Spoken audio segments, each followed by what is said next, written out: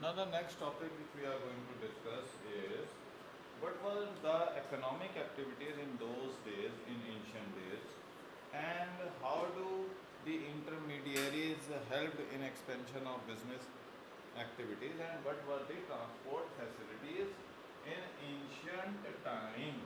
Okay, so first of all, in ancient days, agriculture was the main, agriculture and domestication of the animals was the mainstay or main activity in those days.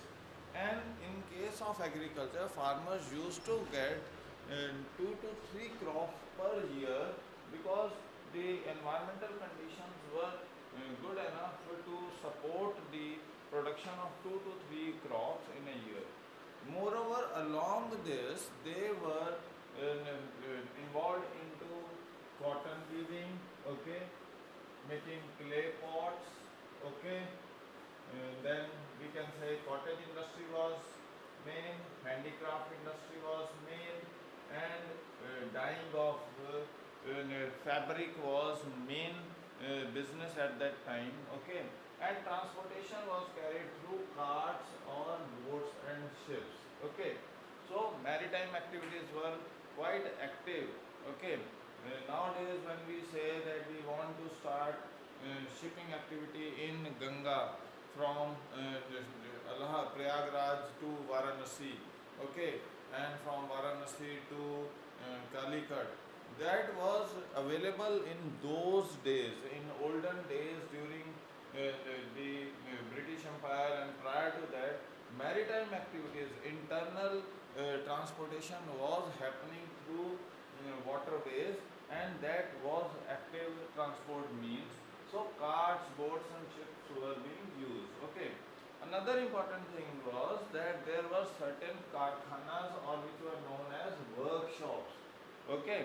Like if you ever go to Bhakra Nangal, there is India's biggest workshop which has been now discarded, not working as such.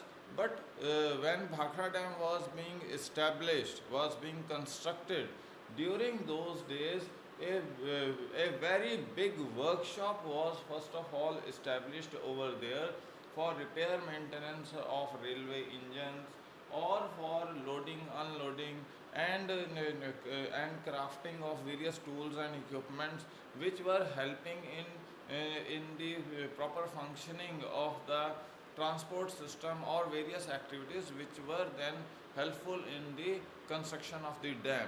Okay, so that workshop is still existing over there, and you can see that type of workshop. So such type of workshops were there.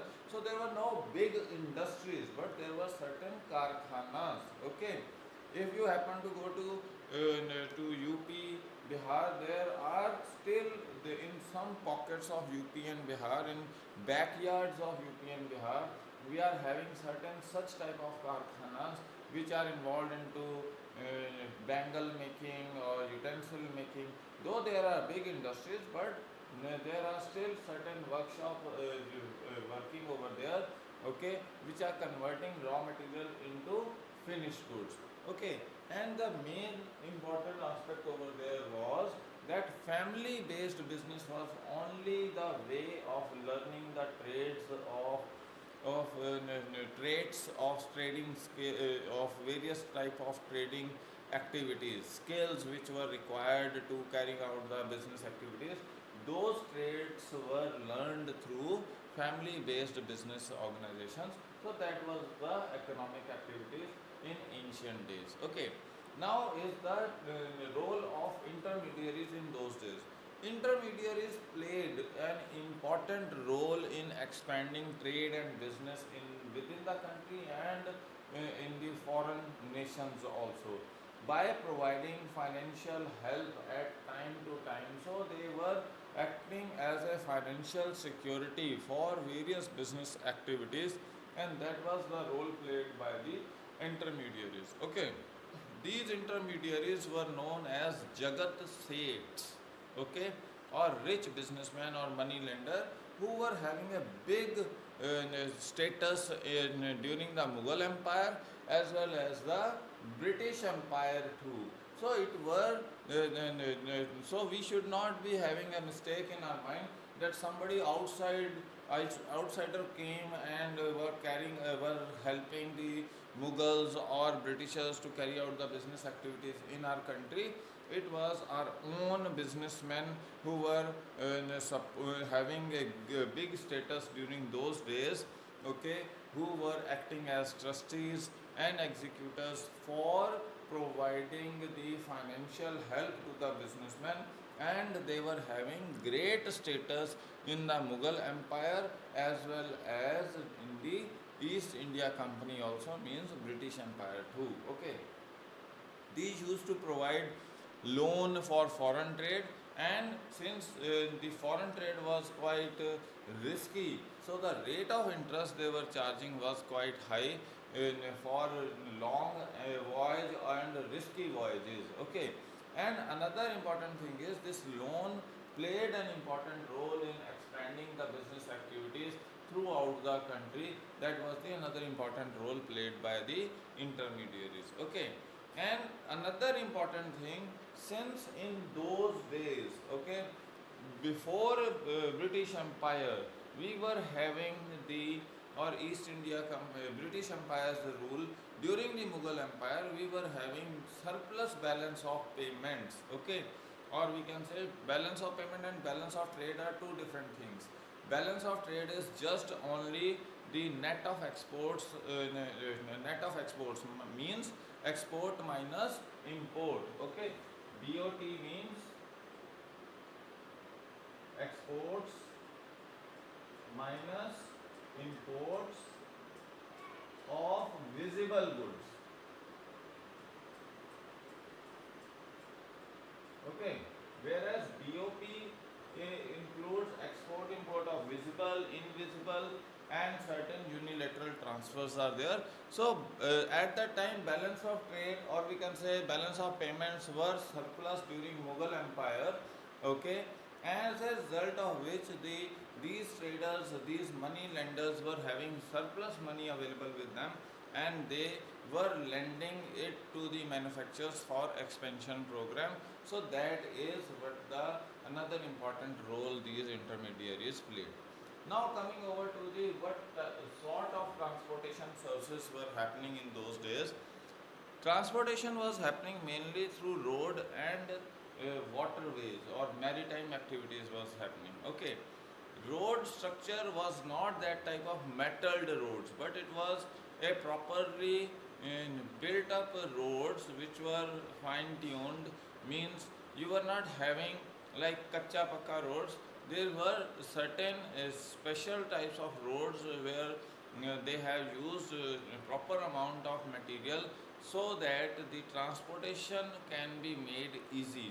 Those roads were not same as comparable to the roads which are available right these days, but in those days also there was certain amount of area, certain amount of roads which was sufficiently better to carry out the business activities, and they were wide enough so that the goods can be smoothly transported from one area to another area. In northern area, the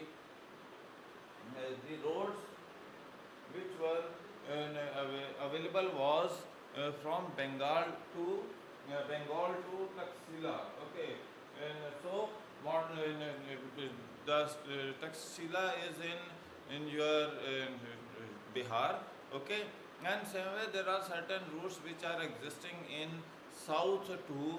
So that was the transportation system. Okay, in maritime system, the transportation was done from sea route, because we were having a spices was the main source of coming. Spices was the main area, main factor for which the trade war was happening between various European nations, and sea was the route only to reach up to those states to get the spices. Okay, so during Roman Empire, pepper, which was known as black gold, was much in demand. Okay, and all the trade rivalry and fights were to get a hold on the onto the sea route which reaches up to the Malabar coast, okay, and that helped them in procuring the spices from India. So that was the first, that was the major important reason why the foreign empires were interested in trading with business. Okay, even Chinese used to visit Calicut port and they used to acquire essential oil, perfumes, medicines, and resins, etc. from Calicut port. So they were trading in those areas, and so we were having our approach up to South China Sea. Okay, trading was happening between South China Sea and the Calicut port. So that was the another important area. And then during the discovery of India, Columbus discovered America, and Vasco da Gama reached in 1498 reached to India at Malabar coast, and after that East India came into our country. So that is the major source, the major reason why the foreign countries were visiting again and again to this country was that spices was the major area on which trading activity was happening. Okay, another coast or another port which was more in prevalence in those days was Coromandel coast, which was important for the textile trade and activity. So that was the another transportation source. Okay, so these were the transportation aspects. Then we will be discussing trading community and merchant companies, merchant corporations during the ancient period. So this is all for today. Okay.